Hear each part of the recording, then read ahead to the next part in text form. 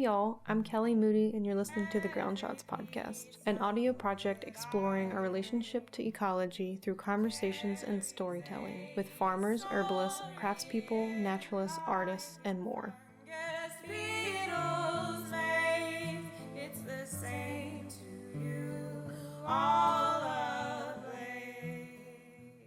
Hey y'all, it's Kelly here and welcome to the Ground Shots podcast. This episode of the podcast features a conversation with Dara Saville. Dara Saville is the founder of Albuquerque Herbalism and the executive director of the Yerba Mansa project, a nonprofit organization. She has an MS in Geography and Environmental Studies from the University of New Mexico. Her work involves teaching herbalists, organizing the community to undertake native medicinal plant restoration on public lands, working with local schools to engage students in medicinal plant studies, and fostering a renewed land connection through public events and field trips. Dara is a regular columnist for Plant Healer Quarterly, which she writes on a variety of botanical topics, including environmental issues concerning medicinal plants, and is also an instructor in UNM's Holistic Health Program. She is a contributing author to several Plant Healer books and is the author of her first forthcoming book through UNM Press, Ecological Herbalism, Medicinal Plants, and Living Landscapes of the Southwest. And Dara mentions this book a couple times in the conversation that we have together, and it gives you a little insight into some of the topics that she covers in that book. A couple years ago, I attended the Good Medicine Confluence. It's an herbalism conference that has been happening in Durango, Colorado for a couple years now, and in other locations across the Southwest over the years, and I took a class with Dara. I don't remember exactly the name of the class, but I know it was focused on climate change in the Southwest and looking at certain medicinal plants and certain at-risk ecologies in the Southwest, and it really affected me, and I will never forget that class. We've been doing different podcast episodes featuring conversations that interpret what wild tending is and how as humans we can have a responsible relationship with the land, and I thought about that class I took with Dara years ago, and I thought it would be poignant to feature a little bit about the Yerba Mansa project, which is something that Dara started and other people are also involved in now, and her work with the Albuquerque community restoring the local riparian corridor, or otherwise known as the Bosque locally. In this conversation with Dara Saville, we talk about the origins of the Yerba Mansa project and its connections to Dara's Albuquerque Herbalism project. We talk about how the Yerba Mansa project is helping to repair the local riparian ecology in Albuquerque, or the Bosque. Why herbalists should also be land stewards. How the riparian area in the city is a place that brings folks together, despite political or social differences. Why riparian areas, especially in the Southwest U.S., are at risk. How the Yerba Mansa project aims to connect local folks to the importance of the local ecology in order to create more folks who will advocate for those spaces. Some of the plants they work with or tend on the Bosque as a part of the Yerba Mansa project. Why Yerba Mansa is an important plant ecologically and culturally. Why it's important to harvest Yerba Mansa carefully, and how wildcrafting can also mean creating stories of place. It doesn't always mean that we harvest. And we finally speak a little bit on invasive plants, and Dara gives some of her thoughts, which is a conversation we've been having on the podcast. We did this conversation on Zoom, which a lot of my podcast has been in-person conversations, but right now with the pandemic and I'm not traveling as much, it's been kind of fun to do some Zoom interviews, but it requires me finding good, fast internet, and so I did this conversation parked in front of a closed public library in southern New Mexico this past spring, and even with it seeming like it was good Wi-Fi, it still broke up a little bit, so bear with me if it sounds digital or breaks up a little bit. We try to edit it to make it sound pretty fluid, so just wanted to let you know that. And finally, before we get to the conversation, just wanted to let y'all know that we have a Patreon for this podcast, and it is the only funding we have right now for this project, and most of the funding we get through Patreon currently goes to the editing process. It doesn't pay me at all to do this work. So if you really like this audio project, you would like to see it continue or to be more regular, one of the best ways you can help out is supporting on Patreon. And there's a lot of tiers, so it's kind of like a sliding scale exchange, so you can choose whatever you're able to support at. And other ways that you can support the project is to give us a review on iTunes and share on your social media account. Spread the word about the podcast and different shows that you really like. With that, let's go ahead and get to this conversation with Dara, and happy listening, y'all. Burn, burn with the light that reveals our faces. Burn, burn with the heat that will warm these places. My name is Dara Saville, and I started the Yerba Mansa project in 2014, and it was kind of a sister organization of Albuquerque Herbalism, which had already been in existence for years prior.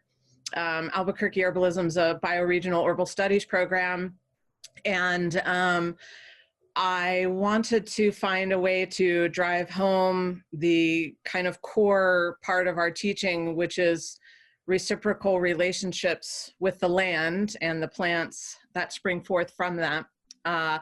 And so I thought that starting a nonprofit that was based on native medicinal plant restoration and providing free educational services to the community would be a good way to give students an opportunity to engage in land caretaking and plant caretaking in the wild. And also it was a way for me to lift my own spirit, the more you learn about ecology and changing landscapes, it's easy to sit in despair. And I wanted to take action and mobilize my community and help my community to reestablish and reinvigorate a meaningful land connection.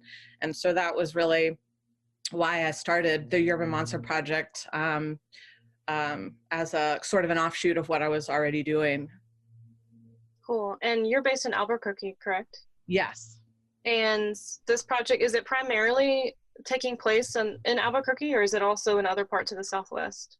No, it's just in Albuquerque. I'm very locally based. I'm very invested in my community, and I really just wanted to do this for the land that I love around me and for my community. And as it's grown, I've had the opportunity to do some conference presentations on it. And also we've had some other people email and even come visit and work on the project from other regions. And so one of the goals of the project, one of the many goals, has been also to help inspire spin-off projects in other locations where there are local people who want to mobilize a similar type of project. And so I've consulted with other people who want to do that to help get other projects started in other areas, so people don't have to reinvent the wheel. I can share what I've learned, what's worked, what hasn't worked. And I feel like projects like this are, small scale.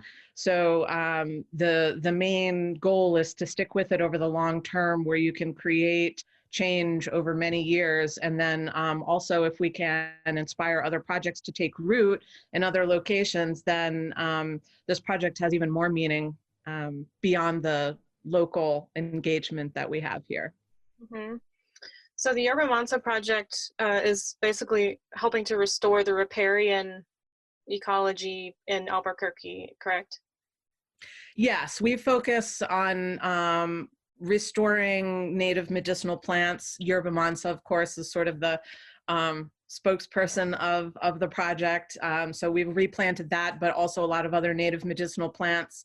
And also just to get community engagement. As I said, the main goal of the project is to help our community to restore its land connection, to help people find connection with the land and meaning in that they are invested in it. They understand why native medicinal plants are important, and why some habitat remediation that we're doing is also important. You can't just plant plants in a severely degraded environment and expect that alone to be successful. So we've done a lot of non-native invasive plant removal, which actually has been, I think, the greatest contribution ecologically, because we've seen that alone has helped some struggling native plant patches to rebound on their own just by removing Ravenna grass, which has been the biggest problem in the area where we're working.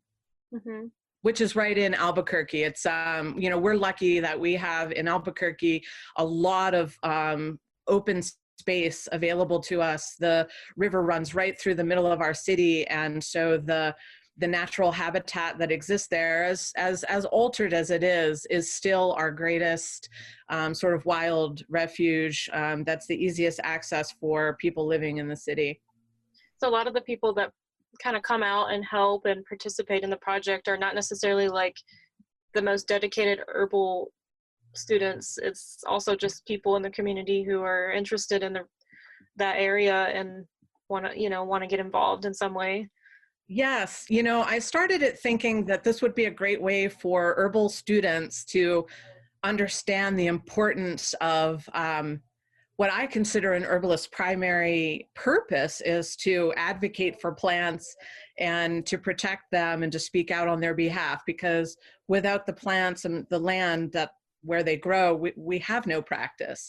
And so for me, I have a different background than a lot of herbalists, and for me, I'm coming from an environmental studies perspective, and I became an herbalist on top of that. And so, for me, that was the originating idea. But then I quickly realized that the Bosque, which is what we call our riparian habitat here in the Southwest, especially in Albuquerque, the Bosque was a real unifying thing for the community. I started it with herbalists in mind, but the majority of our volunteer restoration field crew and the majority of the recipients of our free educational programs are not herbalists at all. They are just community members who love the Bosque for different reasons. Maybe they're birders, or they just like hiking and walking their dog there, or they live on the Bosque and they care about it because it's their backyard, or maybe they just like plants in general, or some people just have a real family history associated with the Bosque. Many people who live in Albuquerque have a family lineage connection to the Bosque, so it's part of their heritage and family lineage. So there's many, many reasons why people care about the Bosque, and the Yerba Mansa project has tapped into all of that. And so we have a lot of people coming out for different reasons in the Bosque. I have found in times where I feel, there's a lot of divisions in our communities, I found that the Bosque is a real unifying place for us all to come together, with different backgrounds and different motivations to do something good that benefits all of us. Mm-hmm. What are some of the biggest challenges that have faced you're saying it's called the Bosque? Yes. Which is basically the river corridor that goes through Albuquerque, correct? And like beyond. Yeah. It's our riparian habitat, basically. That's what we call it. I mean, literally it means forest, which refers to the cottonwood forest there. But that's just, what we call it here locally. Yeah.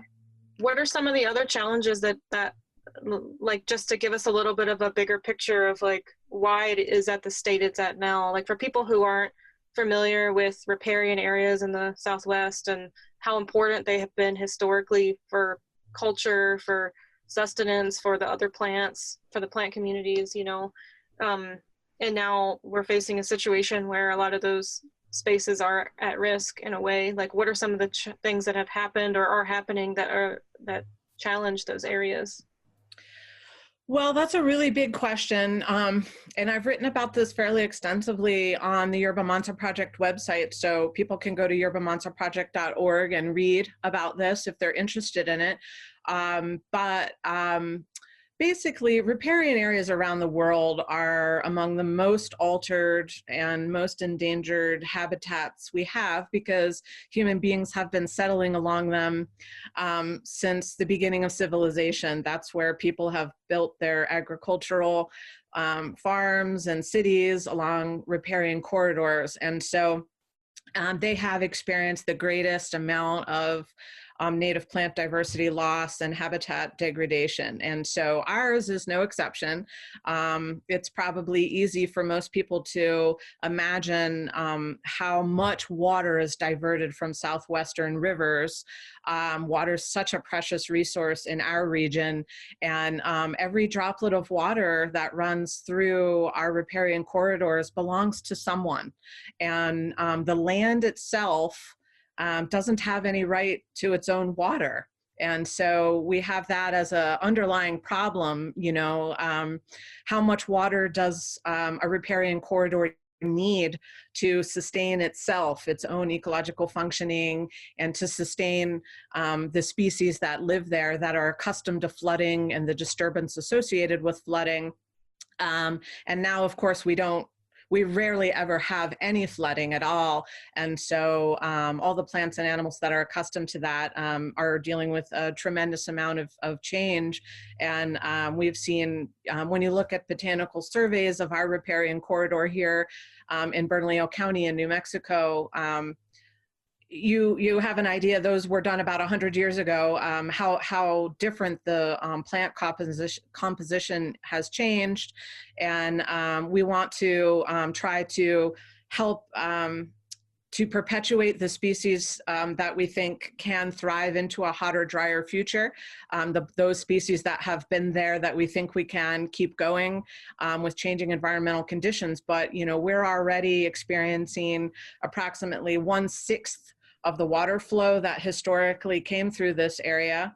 And our climate change predictions for the future are calling for 1/3 less water from there, along with rising temperatures. So it's not reasonable to think that you can restore the area to some prior conditions. That's not going to happen. It's also not reasonable to think that you can perpetuate or bring back all the species that are typically associated with this environment. And so we're looking at what are the native medicinal plants that we think can tolerate the conditions we're anticipating in the next 50 to 100 years, and we're planting more of those so that we can keep some semblance of what we know and love. And to try to be realistic about it, we're looking at what the past entailed, but also looking at what the future is going to bring and trying to find some kind of middle ground there. But again, I think the biggest part of our work really is helping people to connect and find value, so that we have a community full of advocates who believe in the importance of keeping this as wild as possible and functioning ecologically as much as possible. But it's difficult because people need water, farms need water, cities need water, and there's just not enough to go around. So there's, that is one of the kind of underlying critical problems is water. Who gets it? Who deserves it? Who has the right to it? And those are really difficult questions to answer.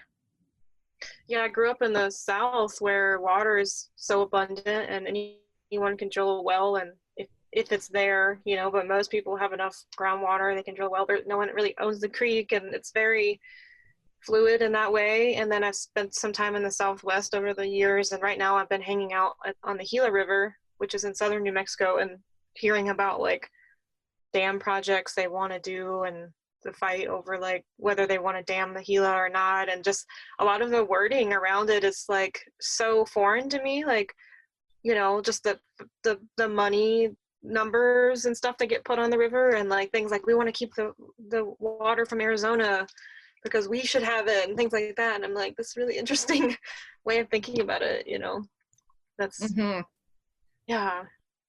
It's when water is discussed in terms of an economic resource, that makes this type of conversation even harder, because then people don't understand or appreciate that water needs to flow through the environment, and provides a lot of ecosystem services that humans rely on too. And that gets kind of left out of the conversation.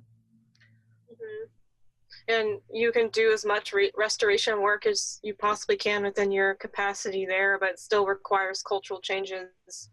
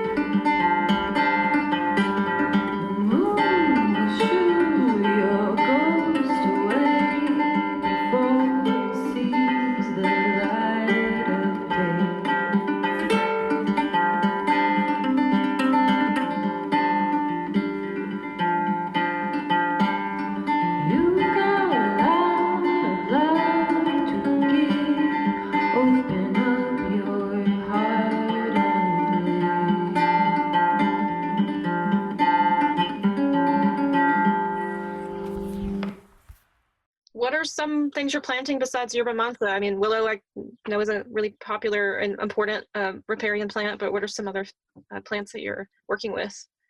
Well, you mentioned willows, and we have our native coyote willows that we haven't been planting those, but we've been recovering those stands. The Ravenna grass that we've been removing is a very large bunch grass. It's huge, and it actually grows bigger than the coyote willows do. And so just removing, we've removed thousands of these large bunch grasses already, and just removing those has helped a couple of the coyote willow stands in our restoration area to rebound. And so we haven't needed to plant those. We've just been looking after the stands of those that exist and helping them by removing Ravenna grass. But we've planted a number of other species, including false indigo, which is a native shrub. We've been planting lots of wolfberry, Lycium torii, which is a favorite native medicinal shrub of mine. And that's been doing well. We've been planting also a number of other native shrubs. I'm really big on shrubs because I feel that they will be resilient considering the future environmental conditions that we're anticipating. We're luckily working in a place where the groundwater currently is only about 4 feet down. So we have hopes that planting deep-rooted species like shrubs, we can get their roots down into the water table, so they'll be self-perpetuating after caring for them during the establishment period. We've also planted lots of species of milkweeds to bring in more pollinators, and of course there are also medicinal plants as well, and edible plants. So, you know, we've been planting a lot, but the thing that we always come back to is that our organization relies on volunteers, and caring for plantings is a lot of work. And I want to call out Francesca Shirley, who is our site manager, who takes the lead on caring for these plantings. And she's been such an amazing critical staff member who has done a lot of that field work. I did all that field work at the beginning on my own when we planted our first Yerba Mansas, which are wetlands plants, and so they require a lot of watering. And so I know how much work goes into it. It's a labor of love. I could never do this work without having my heart just filled with love and passion for these plants. It's something that you have to drive you forward on a long-term project like this that requires so much work. Mm-hmm. Totally. I've been spending more time with Yerba Mansa lately, just seeing where she grows and what she likes, and hanging out with some folks too that are doing some projects where they're digging her and putting her in new places, and like the herbalist Doug Simmons that I mentioned I've been hanging out with a little bit, and you know, he's been explaining a little bit about like how important of a plant it is. You know, it's important ecologically and culturally, and so I think it is a plant because of that importance in different realms of life, has captured a lot of people's attention. She's a good spokesperson for the organization, and I really like to talk about Yerba Mansa because I think it's a quintessential plant that helps us to understand the connection between ecology and culture. Ecologically, Yerba Mansa is a plant that helps to aerate the soil, change soil chemistry. It helps to facilitate the growth of other native plants in its area. You know, if you imagine what that ecosystem has been like in the past, you know, it's prone to wild oscillations, flooding, and then drying, and so on. A lot of disturbance that comes along with seasonal flooding, which occurred a lot more frequently in the past. And so that plant helped to stabilize soils, helped to make the soils appropriate for other native plants to grow. And then culturally, you know, Yerba Mansa has been a legendary medicinal plant for everyone who has inhabited its native range, cross-culturally, across lots of time periods. And I think that when you look at the ethnobotanical literature, it's amazing how important this plant was to so many people, how it was considered a primary treatment for so many conditions. And, you know, just very briefly, when you have a plant that is broad spectrum antimicrobial, excellent at reducing inflammation, and those two things alone right there, you know, whenever we're sick, it's either microbes or inflammation or both. And so it's a plant that when we try to just talk about it briefly here, there's so much we could say, but it's been a central plant for all the people of the Southwest, and people have moved it around whenever they migrated. They took it with them, and people here consider it a panacea. And of course, there are no cure-alls really, but Yerba Mansa finds its way into formulas for all kinds of wide-ranging conditions. And you know, although it is a little drying, I always remind people to be careful about that if you have a dry constitution to begin with, or if you're using it longer term. But aside from that, there really aren't any side effects that I've ever experienced in all the years I've been working with it. And it's been used for all kinds of things, from serious respiratory disorders to salves made for the preparation of people passing in death. And so, you know, and again, that even that use shows the connection with its ecology. This is a plant that has helped to create the flow of energy and water and nutrients through its environment. And we use it that same way in our own bodies, as in, in helping someone to pass on to their next life, or you're treating someone who you expect to recover, and you are using the medicine to help move stagnant fluids, especially mucus, stagnant energy in the body. It's an alterative. It helps to reinvigorate the entire system, creating movement and flow of energy in a person. And so there's just so much we could say about it. That's the best I can do to summarize it in just a few minutes. And two, I'm speaking in a way that the audience for the podcast is all over the world. So I'm always like thinking about that. But the riparian areas where Yerba Mansa grows, it likes wet feet, right? Yes. And is it really sensitive to climate change? Like, do you find that sometimes it just disappears from the landscape? Like, is it basically and I believe it's on the at-risk list or to-watch list for the United Plant Savers, right? Yes, it's on the to-watch list. And I think that this is an interesting topic because Yerba Mansa is a plant that spreads stoloniferously and rhizomatously. And so it tends to form very large stands wherever its habitat requirements are met, which primarily has to do with water. And as we've talked about all the water diversions in the Southwest, and this is a plant that is relegated to the Southwestern region, and its primary requirement is water. So when you consider that it needs wetlands in the desert, that is a concern for it looking, into the future. And most herbalists I know, or most people that I know who really look at stands and observe stands over long periods of time, have noticed major declines in their area. And I think that the fact that you still can see very large stands of this in some places gives people a false impression that populations range wide are healthy.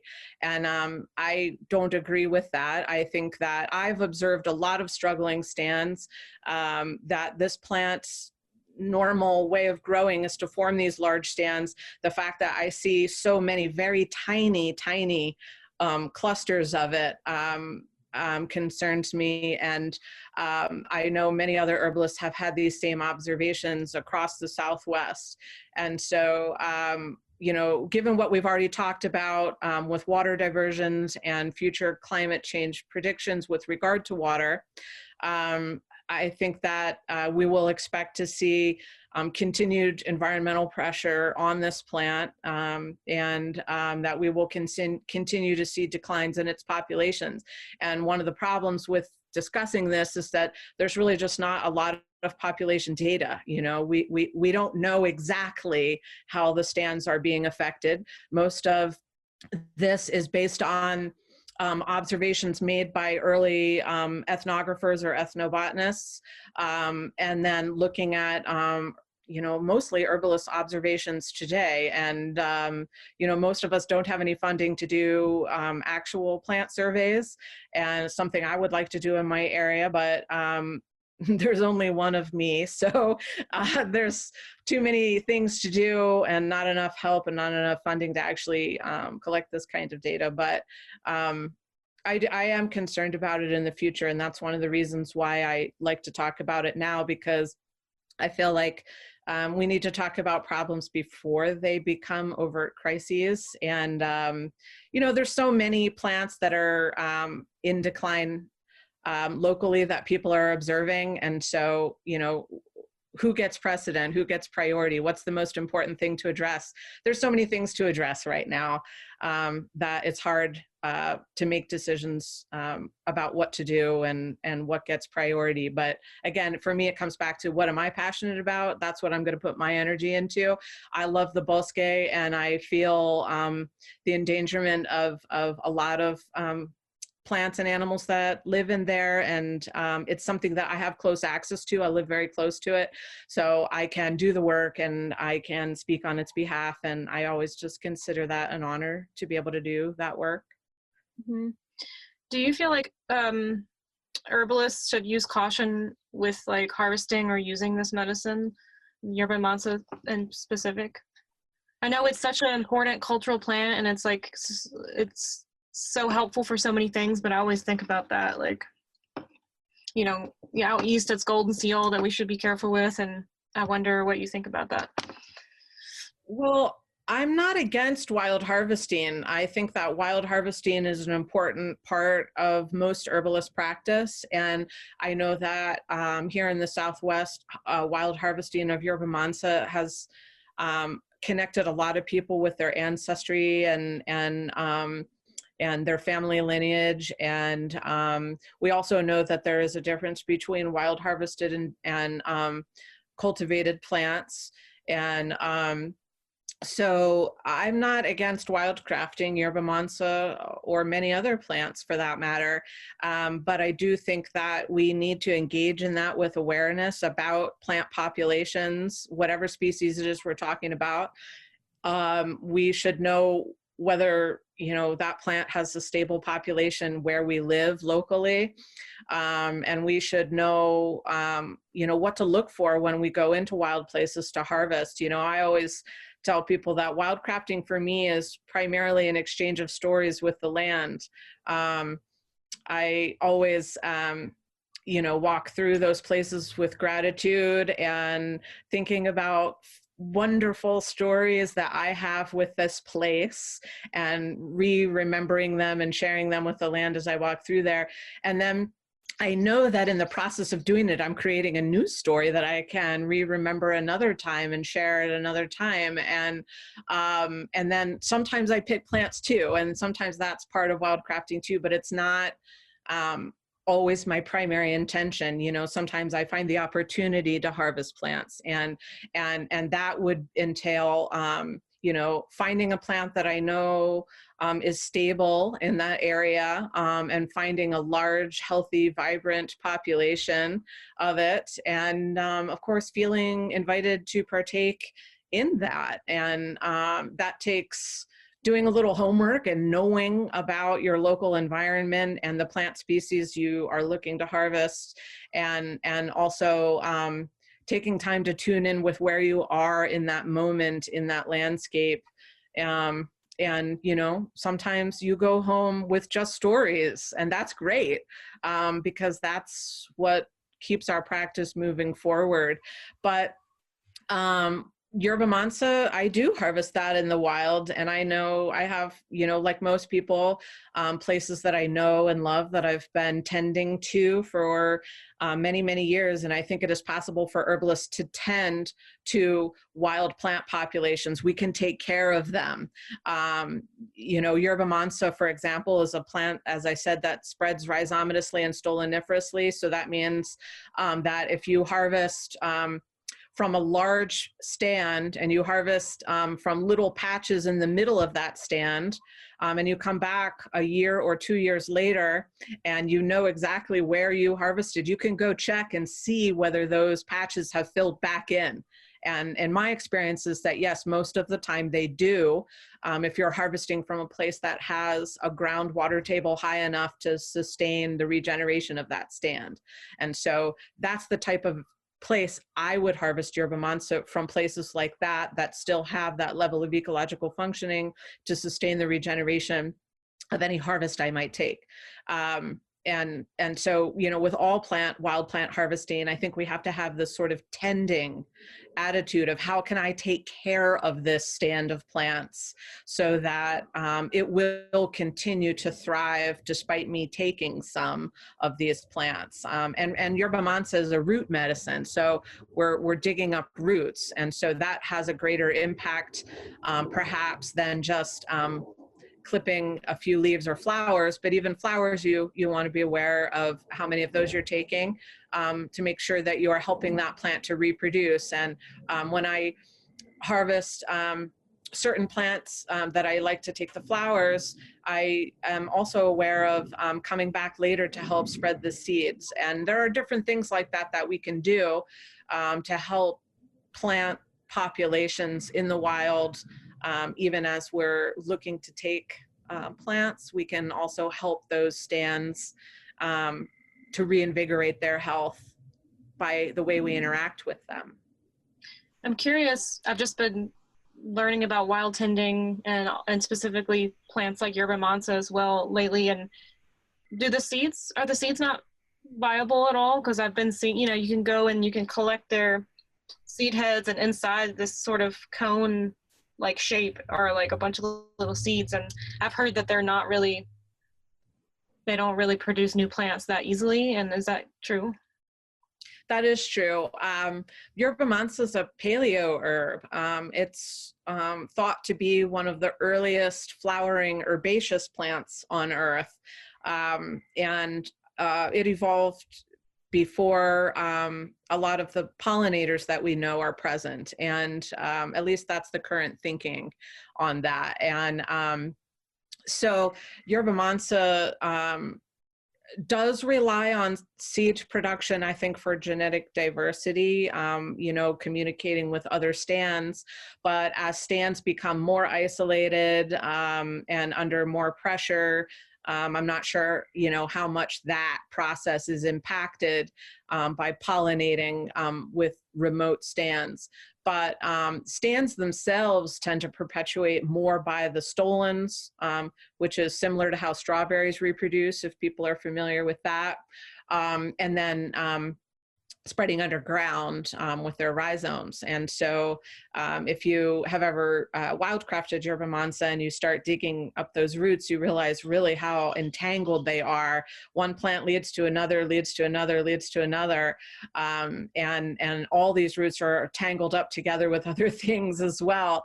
It's a really interesting new layer of the landscape to get involved in.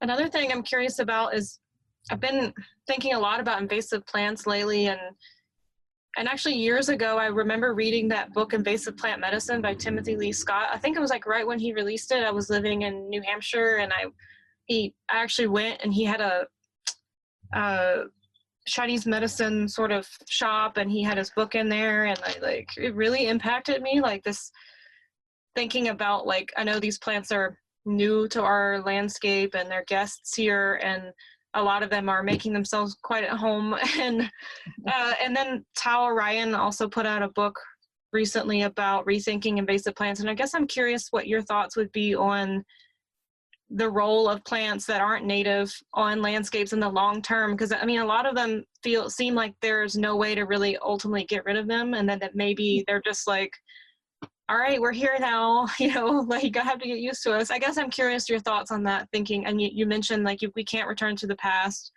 but we also can encourage those plants that have that history to be there, but we can't necessarily change what's going to happen to an extent too. So yeah, maybe I'm just curious your thoughts about invasive plants in that way. Well, I love this topic. It's fraught with a lot of contentiousness and a lot of widely differing viewpoints. And so I will say it's a controversial topic. and I think there's also so much we don't know about this topic. And so there's a lot of unknowns. That is our starting point. And I have written a lot about this in my forthcoming book, Ecological Herbalism, which will be coming out through University of New Mexico Press, probably March next year, but it'll be available for pre-order this fall. I kind of take a little bit of an oscillating view on this. I mean, as someone who is involved in native plant conservation, I have a hard time with invasive species. As a person who just lives in my wild landscape and appreciates it, I do have a hard time with them. As an herbalist, though, I can easily embrace these plants. So I'm struggling with my own duality of feelings about it. I agree that these plants are here to stay. Non-native invasive species are not going anywhere. They are now part of our ecosystems. I've mostly dealt with invasive tree species and with this Ravenna grass, because that's the biggest thing that we're dealing with in our riparian areas. But of course, there's a long list of these. And depending on where you live, you're going to be dealing with different species. But they're here, they're part of our ecosystems, they're part of our lives. It's a real mixed bag. And I feel like we have to find a way to live with them and to accept them. And I think that in terms of dealing with them, whether we should remove them or let them be, those are going to be decisions that have to be made very individually based on the place that you're talking about and the species that you're talking about. And it's also important to understand that it depends on how altered an ecosystem is. If an ecosystem is mild to moderately altered by people's activities, then native plants can continue to thrive and be an active part of those ecosystems. On the other hand, if an environment is severely altered, then native plants aren't going to be able to reproduce effectively, and these non-native species will become the dominant members of that environment. And then that is more of a concern. But you can't really bring back natives unless you bring back some level of ecosystem functioning. In the case of riparian areas, we're talking about water flow and water table. So, all of this needs to be looked at very individually. As an herbalist, I like working with invasive species because they're abundant, and a lot of them have a wide-ranging medicinal applications. They're medicinal plants in their native ranges. You can look at the ethnobotany from the old world where these plants originated and see how important they were to medicinal practices in those original places. And while there is research to show that species in novel environments can play different roles ecologically. Their phytochemistry can actually be somewhat different, perhaps producing more allelopathic chemicals to get a foothold in their new environment, for example. So there's a lot we don't know from an herbalist perspective. These plants could be different medicinally in the new environments, and we don't know those answers, but those are the kinds of things that herbalists can uncover by working with these plants and seeing how they function medicinally and using them in a lot of different applications. And I've been experimenting with that a lot myself, and I'm still learning a lot. So I've been encouraging the students in Albuquerque Herbalism to work with invasive species and to take a lot of notes about what they're doing and what their results are, so that we can share our learning about that and we can use more of these really abundant plants and explore the medicinal applications that we know from the ethnobotanical literature and see how they might also be different for us in this new environment. I mean, I know we're in a time where people can't actually come out probably and volunteer with the Yerba Mansa project for now. But anything else you want to say about the project and how people can get involved? Well, there's lots of ways you can still get involved. We're doing some online live plant walks that you can engage in and learn about plants during this time when we can't actually get together personally. We have one coming up on the summer solstice. I'll be doing a live plant walk, and we're asking for donations to help support our project because we're continuing to work behind the scenes right now and to plan for new events. And we hope to have another community restoration field day in September. We usually do them every spring and every fall, so we hope our fall one will go on. And also, we are always happy to partner with people who would like to support us financially or become partners in other ways. Businesses and organizations and individuals all have that opportunity. I think people have a lot on their plates right now, figuring out how to run their businesses and run their personal lives. But we will come through the other side of this, and we will continue doing our work, all of us, no matter what that work is. Well, thanks for sharing so much about this project and the riparian ecologies in the Southwest a little bit, and the Yerba Mansa. I've learned something new here. And how can people find the project online, or what kind of social media can people find? Yeah, well, come visit us online at yerbamanssaproject.org. A lot of our extra educational programs are offered through albuquerqueherbalism.com. Can go there as well. Both of those organizations are also on Facebook, so you can find Albuquerque Herbalism and Yerba Mansa Project on Facebook, and Yerba Mansa Project's also on Instagram. So you can find us in all those places. And now that we're doing things online, people from far away can join us if they wish. That's one of the positives that we can find in these current times. Totally. Yeah, I think some of the more important things we can do too is, we're connecting. It's such an interesting, unique time to go through a pandemic where we still can stay connected in this way, and you can still, I still think that we can hang out with the plants and engage the plants as long as we're keeping a nice social distance, but it's a good time to be thinking about planting things, Absolutely. And if you live in a place where you have access to wilderness and can go out into wild places where there aren't other people, now is a great time for that. I've been doing a lot of that. Thankfully, I live in a place where I can easily access wilderness where I don't see anyone else. But I've been sitting out in some of my favorite places and just steeping in the normalcy of that place. The birds, the plants, the clouds, they're all doing the same thing they've always done. And it feels really good just to feel normal out there. And that is very centering right now. And I would encourage people who have the ability to do that to do it. Cool. Well, thank you so much for taking the time to chat with me today. And I'm excited to share this project with folks.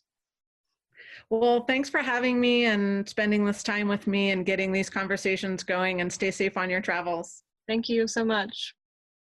Hey y'all, you just listened to a conversation with Dara Saville on the Yerba Mansa project. The music for this episode is by Damiana, and the song is called Odd Bird, Old Man River, featuring January Mitchell, which was just released early May on their new album Songs for Venus. And on Damiana's Bandcamp, under the album description, they wrote, "It's about loving even when it's hard, continuing to care when it isn't easy. You do it anyways. Sometimes the creature will jump out at you. It lurks in the shadows until it emerges like a baby crying out its will to live. You may die 1,000 times during one life.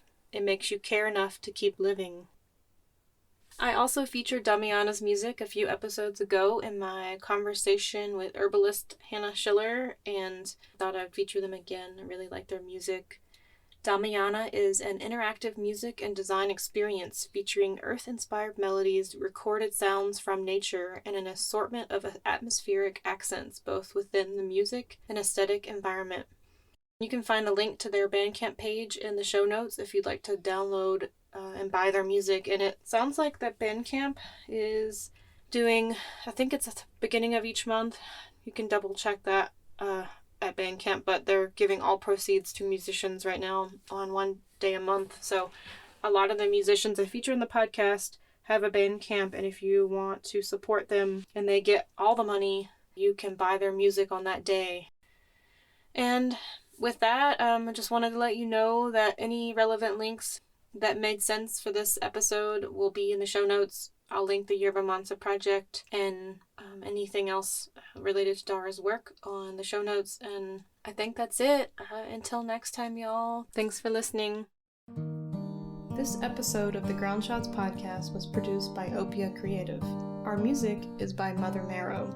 If you'd like to help us continue to make this audio project a reality, consider becoming a monthly supporter on our Patreon page at patreon.com/ofsedgeandsalt, where we have rewards like entry into patron-only giveaways, additional audio interviews, extra educational content, and much more.